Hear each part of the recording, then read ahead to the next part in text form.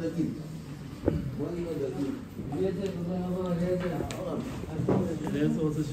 אליעזר רוצה שנדבר על דגים. אני הולך לדבר על הדגים, איך זה אתה? על הנונים.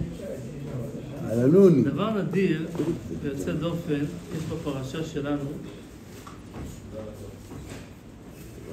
שלפני ואחרי פרשת ויבן אהרון, ואמרו ושקום השם ויפוצו אויביך, אז מה שאנחנו רגילים בכל התורה, שבין פרשות פתוחות יש פ' ובין פרשות סתומות יש סמך, זה התמרורים, להבדיל.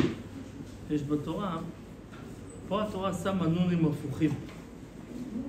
זאת אומרת, מי שעלה לתורה, בעלייה הזו יראה שהתורה מתחילה בנושא הזה של ויסעו דרך 3 ימים,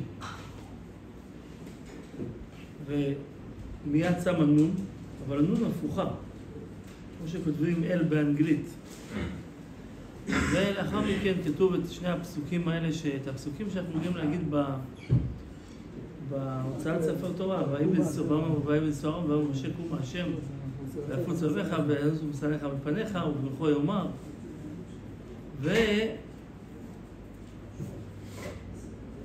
ואז התורה מגיעה לפרשת ויהי העם כמתאוננים.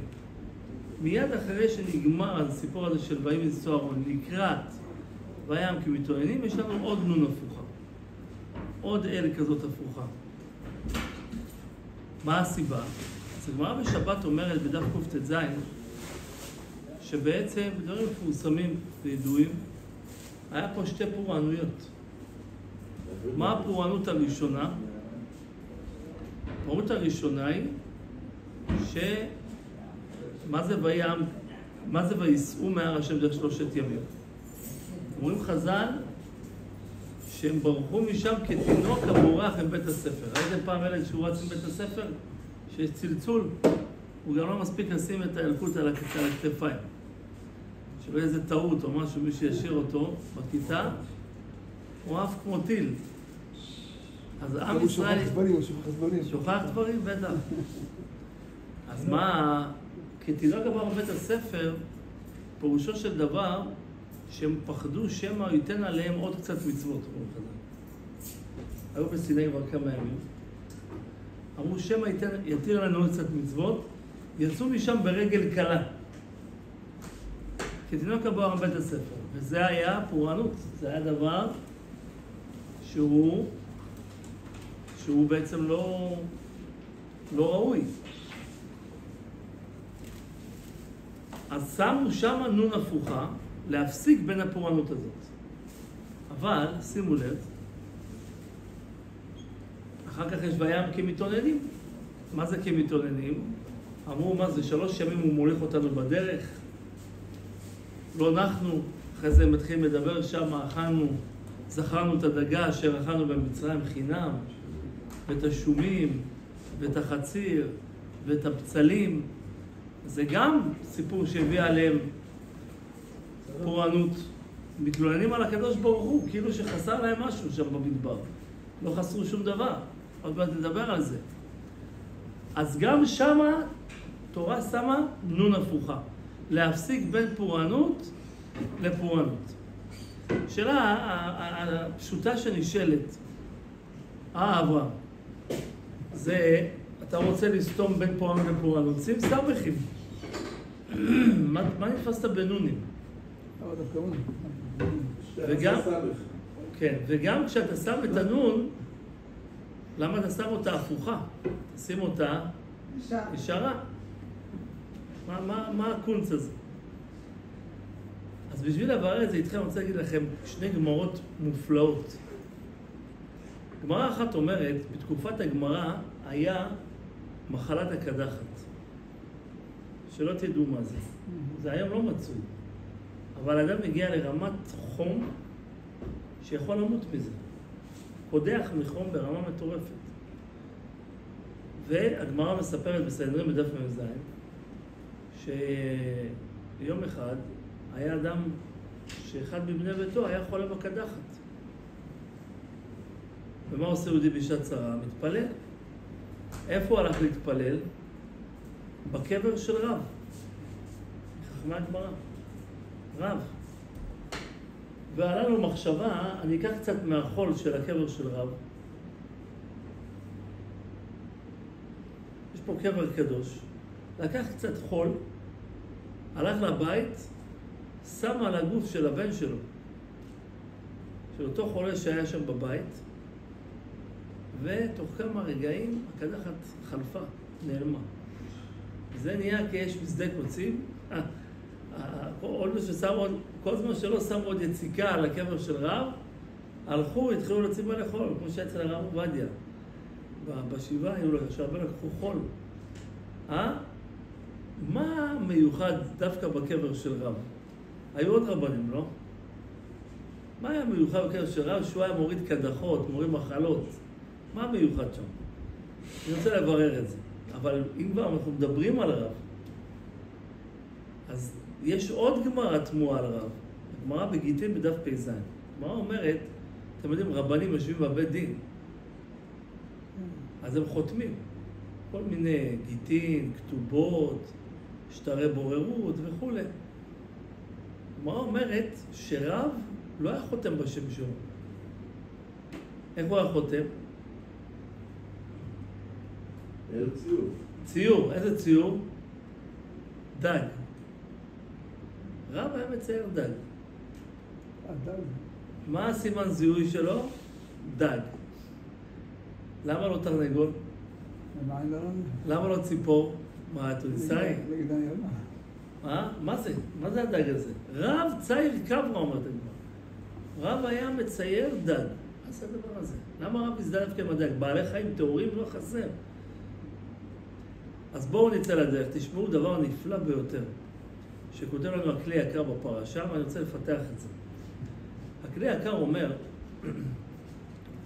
כולנו מכירים את הסיפור, גמרא בברכות בדף ס"א, שרבי עקיבא היה מקים קהילות ועוסק בתורה. למד תורה. ומלכות הרישה אז אמרה, מה פתאום? אסור ללמוד תורה.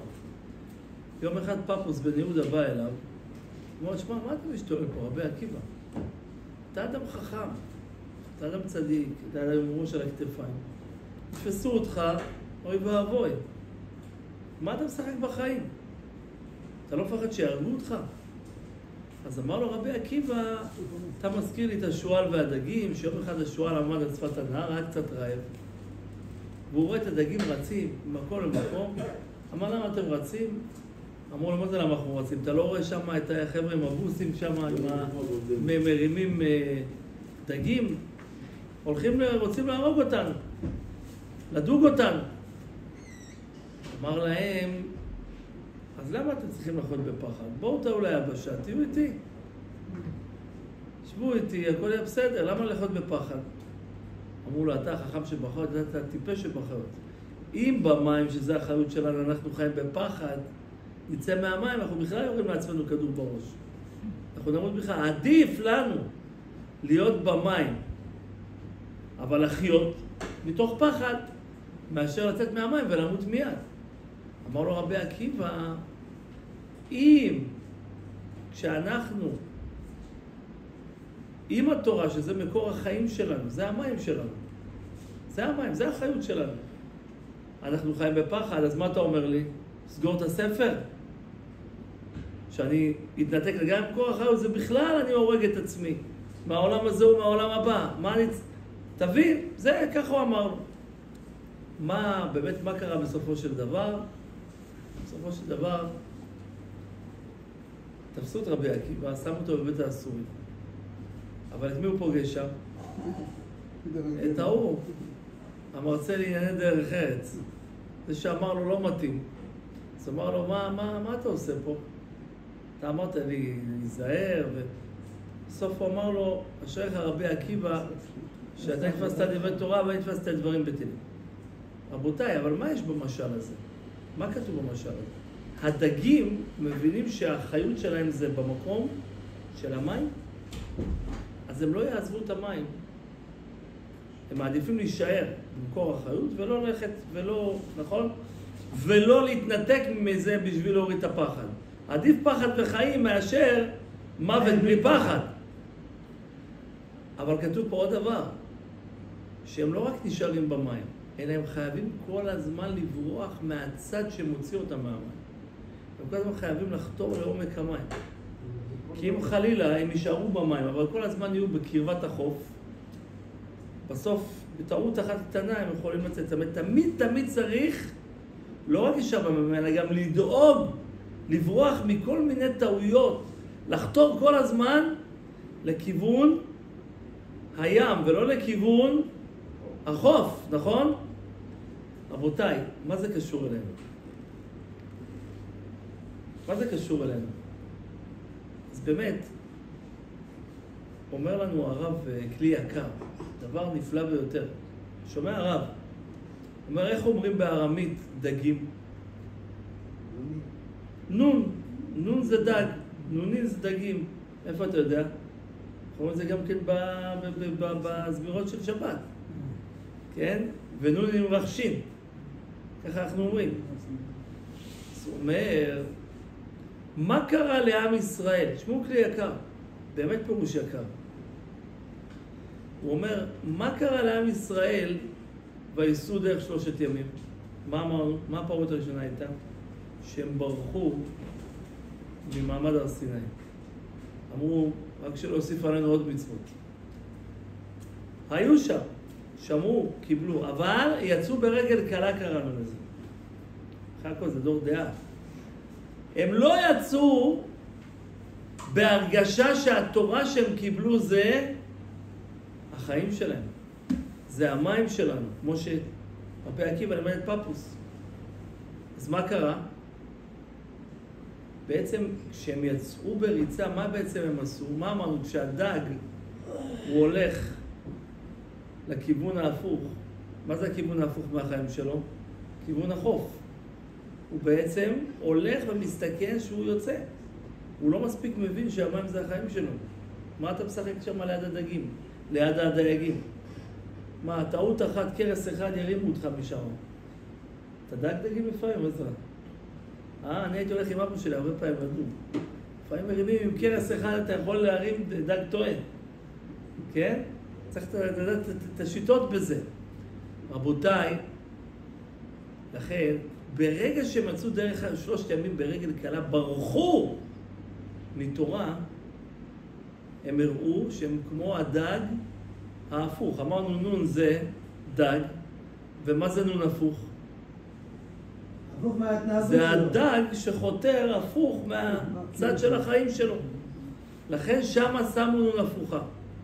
באמת, המהר"ל שפר מלובלין אומר, מי חידש את זה? רבי עקיבא חידש, שאסור לנו לחתור נגד כיוון התורה שהיא מקור החיים. אומר, רבי עקיבא אומר, במשנה בכלים, בפרק י"ז, משנה י"ג, כתוב, כל שבים טהור, כמו רבי עקיבא אומר, חוץ מכלב המים, מפני שהוא בורח ליבשה. רוב היצורים בים, זה בעצם טהורים. הוא אומר, חוץ מאיזה יצורים, כמו כלב המים, שהם בורחים לאיפה? ליבשה. מה הכוונה? אנחנו מודדים דברים, זה דבר, לפי רבי עקיבא. איך אתה מודד בעל חיים הוא טהור או לא? הוא אומר, לך אליו בשעת סכנה. תראה לאיפה הוא בורח. הוא בורח לים או שהוא בורח ליבשה? אם הוא בורח לים, טהור. אבל אם הוא בורח ליבשה, אפילו אם רוב היום הוא נמצא בבריכה, בים. שוחק, קופץ ראש, חתירה, חזה, הוא יודע לשרוד. הוא רוב הזמן שם. אבל אם, כמו הכלב ים, אם בשעת סכנה הוא בורח ליבשה, אז מה זה מראה שהוא טמא? זאת אומרת שהמודד של דבר זה איפה הוא בורח בשעת סכנה. אם בן אדם בשעת סכנה סוגר את הספר, אז מה זה מראה? שמרכז החיות שלו זה לא שם. הוא סומך, עיקר החיים שלו נמצאים במקום אחר. הראיה שדברים באמת חשובים לו, הוא לא סוגר.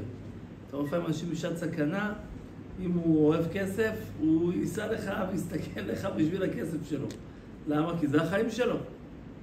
אדם נמדד איפה הוא בורח בשעת סכנה. עם ישראל כשרודפים אותו, איפה הוא צריך להתחפר? בים הטהור. מה זה הים הטהור? רבי עקיבא זה הים, זה הדגים, זה התורה, כמו שהוא אמר. בקיצור, רבותיי, זה מאוד מאוד נפלא בחלק של מה? בחלק של וייסעו מהר השם. עכשיו תבינו את שתי הגמרות המופלאות שאמרתי לכם. יש אפשרות לכבות פה את המזגן הזה? פשוט אני מרגיש שאני נתפס פה. רק לפחות לשיעור. רגע, תזיז לו. רק להזיז, גם להזיז טוב. רבותיי, מה זה קשור לרב? מה זה קשור לרב? הפוך, תוריד אותו למטה. לא, אתה מגיע לו. לא, זה בסדר, יותר טוב. רבותיי, תשימו לב. רב, אומר הרמב"ם, בפרק ב' בהלכות דעות, אמרו עליו על רב שלא סח שיחה בטלה כל ימיו. רב זה היה הסמל של מי ששקוע בתורה. שקוע בתורה אמרנו זה מי שמאמין שהתורה זה מקור החיים שלו. לכן, עכשיו, מה הביטוי אמרנו של שקיעות בתורה? שאתה מבין שהתורה זה החיים שלך, וגם בשעת סכנה, וגם בכל מצב שלא יהיה, אתה לא עוזב את התורה, זה דג שלא עוזב את המים. לכן איך רב צייר את החתימה שלו? דג, הוא אומר מה משפר מלובלין. כי הוא הזדהה בדיוק עם החלק הזה. ממילא, כשבאדם כל כולו תורה, מה התורה מביאה? אנחנו אומרים, תורה וחיים, אהבה וחסד, צדקה ורחמים, ברכה ושלום. התורה מביאה את כל, תורת חיים היא מביאה את הרפואה, היא מביאה את הברכה, היא מביאה את השלום. לכן לקחו דווקא את האפר מהקבר של רב בשביל לרפות איתו חולים. עכשיו רבותיי, זה מאוד מאוד יפה, זה מאוד מאוד יסודי. ואני אומר את זה במאמר מוסגר, בפרט בימי המלחמה שאנחנו נמצאים בהם כבר כמה חודשים. ובעץ הזאת עומד איזשהו שטן. וכל הזמן, בכל הצורות של ישראל זה ככה. מי שיסתכל רטרואקטיבי יראה את זה. שתמיד במצבי מלחמה השטן עומד בראש כל חוצות ותחת כל עץ רענן, והוא... בדיוק זה הזמן עכשיו לדבר, לגייס את אלה שלומדים תורה. בדיוק זה הזמן עכשיו להפריע לאלה ש... זה ודאי זה מעשה שטן. למה? הם לא תחת האלונקה, הם מכבידים על האלונקה.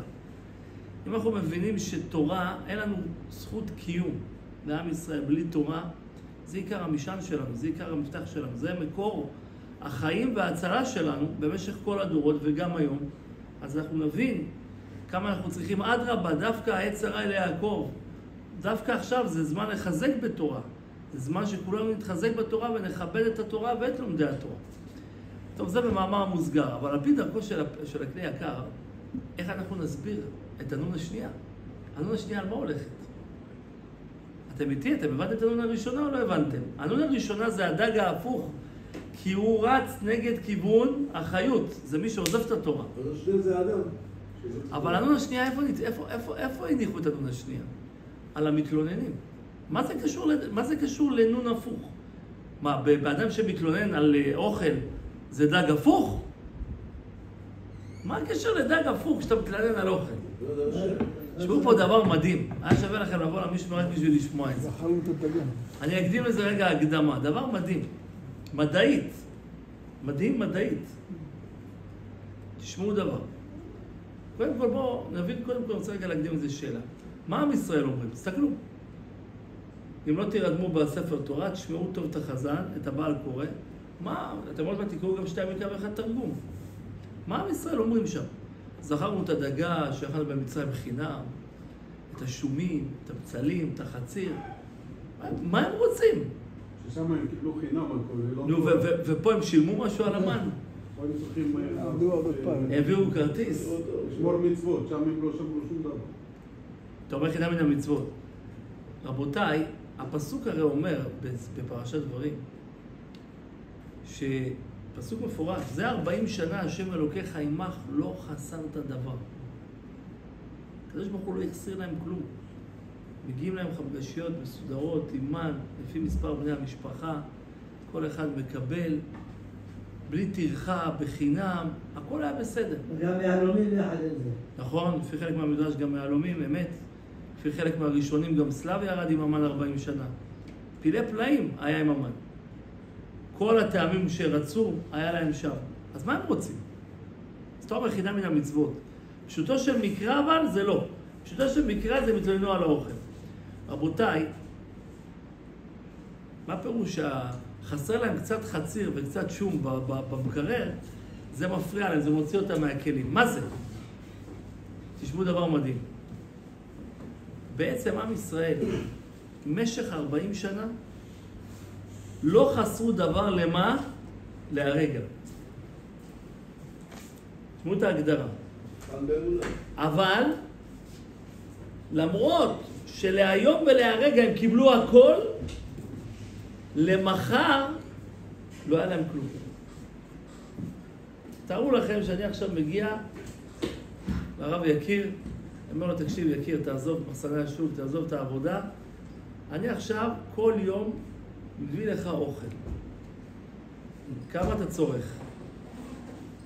7-8 פרוסות ביום? אני אביא לך אותם. מה אתה אוכל? ביצה, גמבה. הוא אומר לי את כל המרשם שהוא אוכל. אני מביא לו הכל, אבל מה? אני לא מביא לו יותר. לא מביא לו כיכרות. אני מביא לו בדיוק את הפרוסות לכם שהוא אוכל.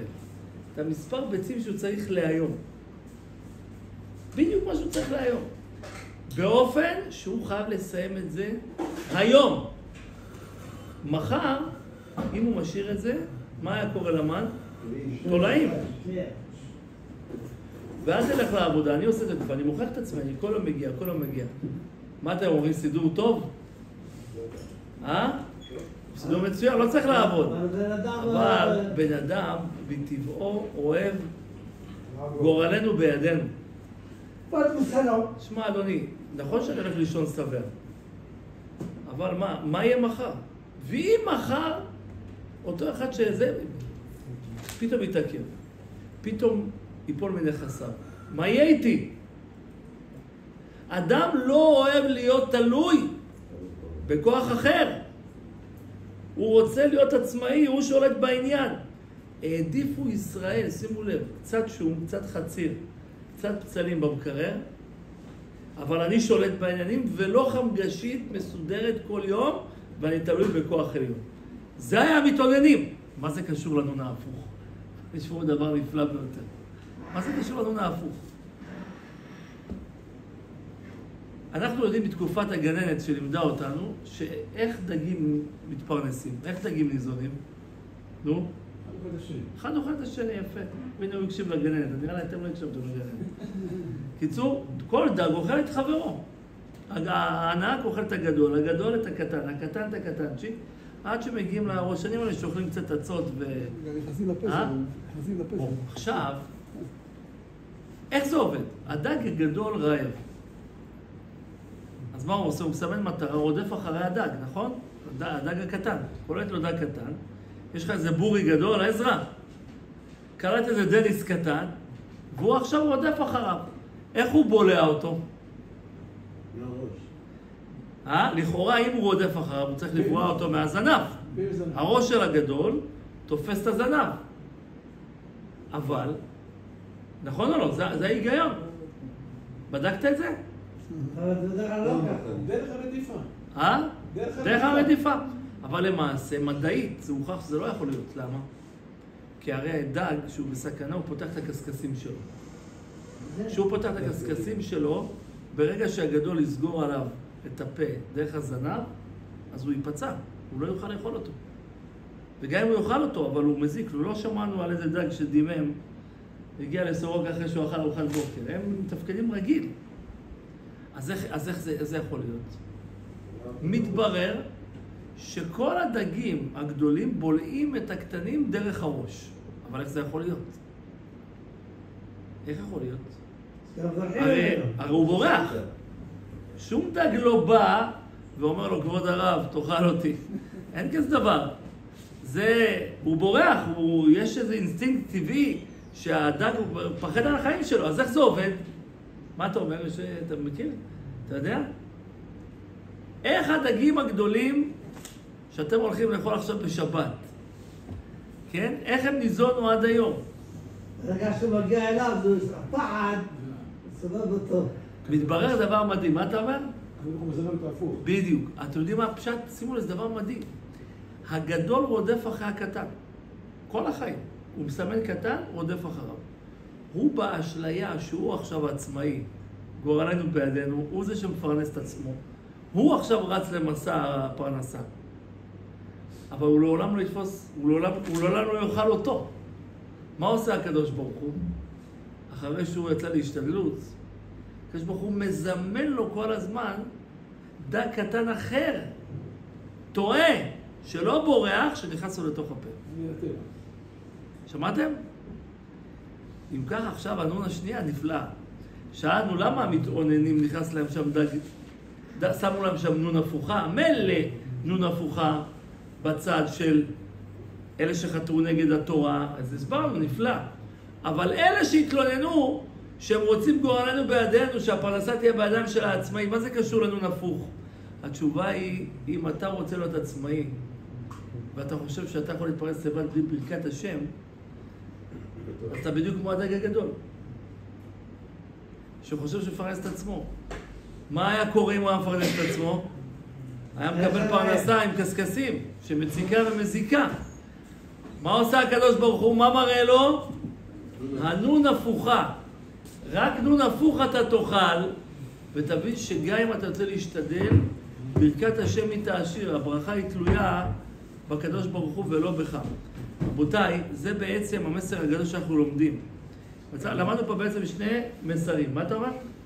חברת דגים, אומרים נון. יש חברת דגים נון? יפה מאוד. גם בארמית אומרים דג נון. רבותיי, יצא שהתורה השמיעה לנו בשתי הנונים האלה שני מסרים. מסר אחד, אם אתה חושב שעדיף לך להיות עצמאי שרודף ומשיג את הפרנסה שלו, איך אתה יכול להזיק לעצמך. בסופו של דבר, ברכת השם היא תעשיר. מסרתי שיעור השבוע בבאר שבע, במקום עם חילונים גמורים. משפחה אחרת שהגיעו מצרפת. אז אמרתי להם את הרעיון הזה של הדגים ואת הזה. אנשים מאוד הזדהו עם זה. היו שם אנשים מצרפת, אנשי עסקים. משקיעים כל כך, אומר לך, תשמע, אם אין ברכה בכסף, אין ברכה. אתה רואה את זה בחוש. ברכת השם היא תעשיר. על כל מוצא פי השם יחיה האדם. מידו הרחבה העשירה והפתוחה. אתה חושב שאתה תהיה זה, תמיד תצטרך אותו. אתה לעולם לא תהיה עצמאי ובעל הבית על עצמך. רק בידו הרחבה העשירה והפתוחה. אבל המסר השני, והוא היותר חשוב לפי דעתי, זה דווקא בעת הזאת. כמו בכל התקופות שהיו בעם ישראל, שגם כשהיה לנו מחלות ושהיה לנו אויבים וצרות, אז הלכו להתרפות מאפרו של רב, כמו שאמרנו. רב חתם בדגים. למה? כי הדגים מבטאים שהתורה זה מקור החיים שלנו. גם אם אנחנו דרך זה צריכים להסתפק יותר במועט ולפחד ולהתמודד, אבל זה מקור החיים. דג לא עוזב את המים, אנחנו לא עוזבים את התורה. אז שאנחנו נלמד את המסר הזה, שכשעם ישראל יצאו משם וברחו ממתן תורה, הראו שכביכול התורה זה עוד בונוס בחיים, זה לא מקור החיים שלנו. שמו להם נון הפוכה, ללמדנו שאסור לנו להתעתק ממקור החיים שלנו, אלא אדרבה, לחתור לעומק התורה. איך חותרים לעומק התורה? שמחים. כל חידוש תורה, כל 5 דקות של תורה שאנחנו יכולים לחטוף, אנחנו מראים שיש לנו עוד ועוד זכות לקבל עוד ועוד חיים. השם יזכה אותנו שנזכה בזכות זה, לחיי קרבה עם השם יתברך מתוך יישוב הדעת בעולם הזה, אמן ואמן. רבי חבר הקשה אומר לצד הקדוש ברוך הוא זכות ישראל, לפיכך בנו תורה ומצוות, שנאמר אדם חפץ למען צדקו, ויתגדל ויתגדל שמי רבה, ועמד יברך ינותב ויניב וחוטב ויצמח ומקדם ויתקרב בשמכם.